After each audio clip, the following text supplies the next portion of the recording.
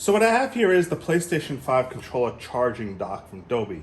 You can see it has the USB-C plug heads here, which you could take out if you want to charge the Xbox controller instead. So this can charge PlayStation 5 or Xbox Series S and X controllers. Now, I don't have an Xbox, so the only thing I could show this with is a PlayStation 5, and I'll show you how it works. I've been testing it out for a while, and letting my controllers charging it for a couple of days.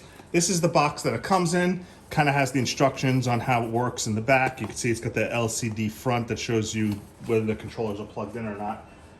It does plug in via a micro USB. I would have liked to have seen that it uses USB Type-C to also plug in, so I was surprised that it uses micro USB, but it does.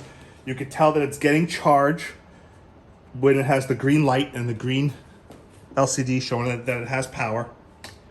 You simply plug in your PlayStation upside down. Your PlayStation 5 controller goes in upside down like this. Make sure that the PS5 controller lines up with it properly, kind of like that.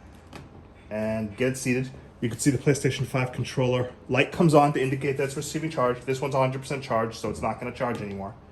And let's put the back one in. And again, that back one, the light comes on, indicating that it's getting charged. And again, my controllers are 100% charged because I've already had them on this all day long yesterday. So they're 100% charged. If they weren't 100% charged, these would turn red showing that they're charging, which is a nice feature because then you know when they're charged and when they're not charged. The cable is not terribly long, and you probably want to use an AC outlet so that way you could plug it into your PlayStation, into an AC outlet in the wall instead of tying up a USB port in your PlayStation 5. That would be the only thing I recommend, is get a separate USB plug adapter so that way you don't have to tie up a USB port in the back of your PlayStation 5 to charge your controllers. But the fact that you can easily and conveniently charge two controllers at the same time is a plus.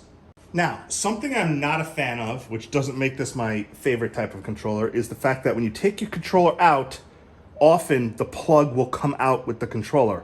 Now, that could make it easier to put in later and just slide it right in and charge it, but I don't like that the plug comes out and sticks to your controller and then you have to take it out separately. I don't like leaving that dongle on your controller. Some people might like that convenience, other people not so much.